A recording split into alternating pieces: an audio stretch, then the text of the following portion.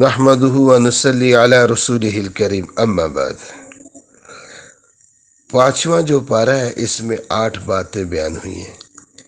پہلی جو بات ہے وہ مسلمانوں کے گھر کے متعلق ہے، جس کو خانہ داری کہتے ہیں، یعنی مسلمانوں کے گھر کیسے ہوں گے، گھر کا سرپرست کون ہوگا۔ الرجال قوامون علی النساء، گھر کا سرپرست کون ہے؟ مرد ہے، اور عورت جو ہے وہ اس کے معاون ہے، وہ اس کی اطاعت کرے گی۔ اللہ تبارک و تعالیٰ نے نیک عورت کی یہاں پر 2 خصلتیں بیان فرمائی ہیں، ایک قانتات، ایک حافظات۔ نیک عورت وہ ہے جو اپنے خاوند کی اطاعت کرتی ہے، اور نیک عورت وہ ہے جو اپنے خاوند کی مال کی، عزت کی، اولاد کی حفاظت کرتی ہے۔ جس عورت کو اس حالت میں موت آئی کہ اس کے خاوند اس سے راضی ہے، مرتے ہی سیدھی جنت میں گئی۔ بہرحال یہ خانہ داری کے تقریباً 16 اصول اللہ تبارک و تعالیٰ نے یہاں پر بیان فرمائے ہیں کہ مرد نے کیسے محبت کے ساتھ، حکمت کے ساتھ گھر کو آباد رکھنا ہے، اور اگر عورت سرکش ہے، نافرمان ہے، تو اس کی اصلاح کیسے کرنی ہے۔ یہ ساری باتیں اللہ تبارک و تعالیٰ نے یہاں پر ارشاد فرمائی ہیں۔ اس کے ساتھ ساتھ 20 اصول جو شہری نظام ہے، مسلمانوں کے شہر کیسے ہوں گے، دستور مملکت ہے، مسلمانوں کی جو مملکت ہوگی اس کا کیا منشور ہوگا، اس کا کیا دستور ہوگا، اسلامی حکومت کیسی حکومت ہوگی، اس کے بنیادی جو 20 اصول ہے وہ بھی اللہ تبارک و تعالیٰ نے اس پارہ کے شروع میں ارشاد فرمائے۔ تو پہلی بات جو خانہ داری کے متعلق تھی۔ دوسری جو بات ہے وہ عدل و احسان کے متعلق ہے۔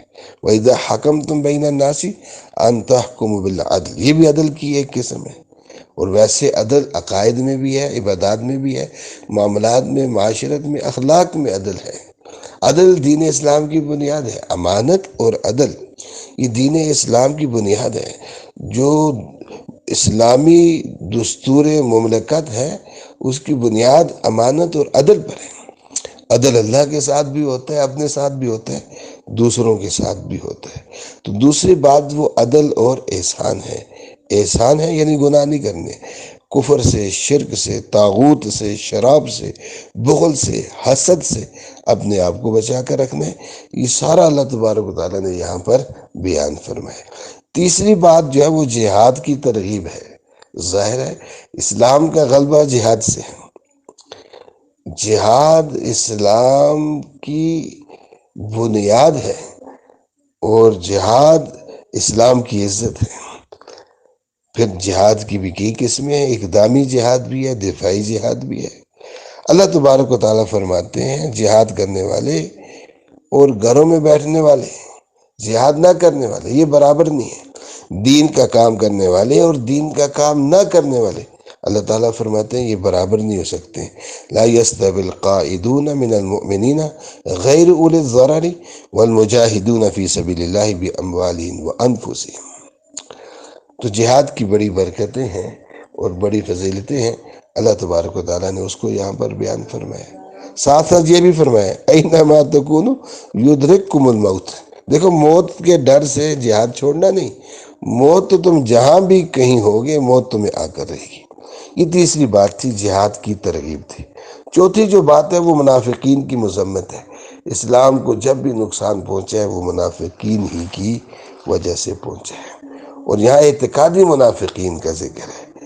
ان المنافقین فی الدرک الاسفل من النار، یہ اعتقادی منافقین ہیں جو زبان سے اسلام کو قبول کرتے ہیں، دل سے اسلام کو قبول نہیں کرتے اور اسلام کو نقصان پہنچاتے رہتے ہیں۔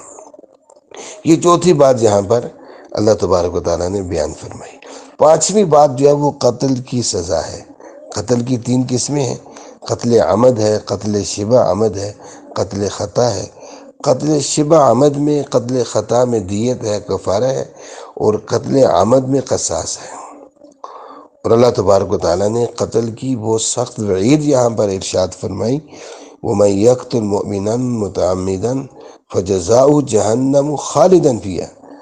ایک تو فرمایا جو جان بوجھ کر کسی مومن کو قتل کر دیتا ہے وہ تو ہمیشہ کے لیے جہنم میں جائے گا. غضب اللہ علیہ، اللہ اس پر بہت غصہ ہوں گے. وعلانہ، اللہ اس پر لعنت بھی کریں گے. وعد لہ عذابا علیما، اور اللہ نے اس کے لیے، قاتل کے لیے بہت بڑا عذاب تیار کر رکھا ہے. اللہ تعالیٰ ہم سب کی حفاظت فرمائے.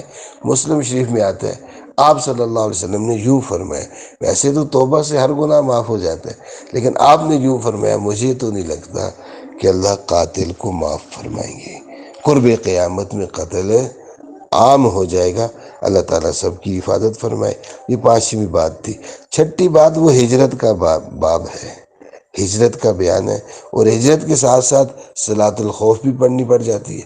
جہاد کے لیے ہجرت ہے، تعلیم کے لیے، تزکیہ کے لیے ہجرت ہے، دین کے غلبے کے لیے ہجرت ہے، تو پھر صلاۃ الخوف بھی کہیں پڑھنی پڑ جاتی ہے، اس لیے صلاۃ الخوف کا بھی ذکر ہے. ومن یہاجر فی سبیل اللہ یجد فی الارض مراغما کثیرا وسعۃ. ہجرت پر بہت وعدے ہیں. ہجرت پر بخشش بھی ہے، مغفرت بھی ہے، اللہ کی مدد بھی ہے، اور رزق کریم کا بھی وعدہ ہے. پھر ہجرت کی 15 اقسام ہیں جن کو مفسرین نے ذکر کیا ہے. بہرحال 6ٹھی بات جو یہاں پر بیان ہوئی وہ ہجرت کی بات ہے.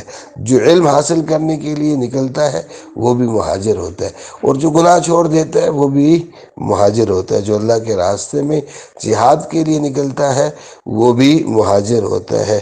مہاجر، اور پھر مہاجر کے فضائل ہیں، پھر ہجرت ہے، ہجرت کے فضائل ہے. یہ تفصیل کے ساتھ اللہ تعالیٰ نے یہاں پر بیان فرمایا ہے. 7ویں بات وہ ایک قصہ ہے.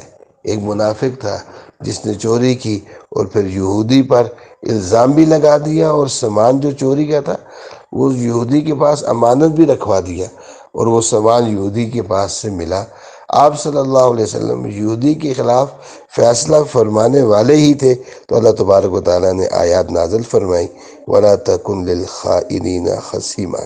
تو یہ ایک منافق کا قصہ ہے، تو اس قصے کو بھی اللہ تبارک و تعالیٰ نے یہاں پر بیان فرمایا. اور 8ویں جو بات ہے وہ اللہ تبارک و تعالیٰ نے اس بات کی ترغیب دی ہے کہ ہمیشہ سیدھے راستے پر چلتے رہنا.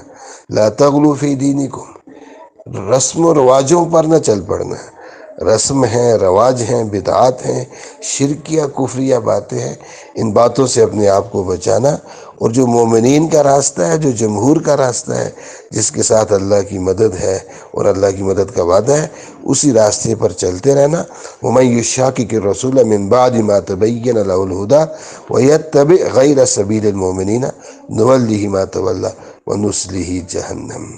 تو یہ ایسا راستہ ہے جس میں قرآن اور حدیث کا راستہ ہے. یہ ایسا راستہ ہے جو قرآن اور حدیث کا راستہ ہے، جس میں اجماع بھی ہے، قیاس بھی ہے، اور جس میں بتایا گیا ہے کہ ملت ابراہیم کی اتباع کرنی ہے، اور شیطان کی اطاعت سے بچنا ہے، اور جمہور کی جو راہ ہے اسی راہ پہ چلتے رہنا ہے. تو یہ اللہ تبارک و تعالیٰ نے آخر میں ترغیب دی ہے کہ ہمیشہ سیدھے راستے پر قائم رہنا ہے. اللہ تبارک و تعالیٰ ہمیں عمل کرنے کی توفیق عطا فرمائے.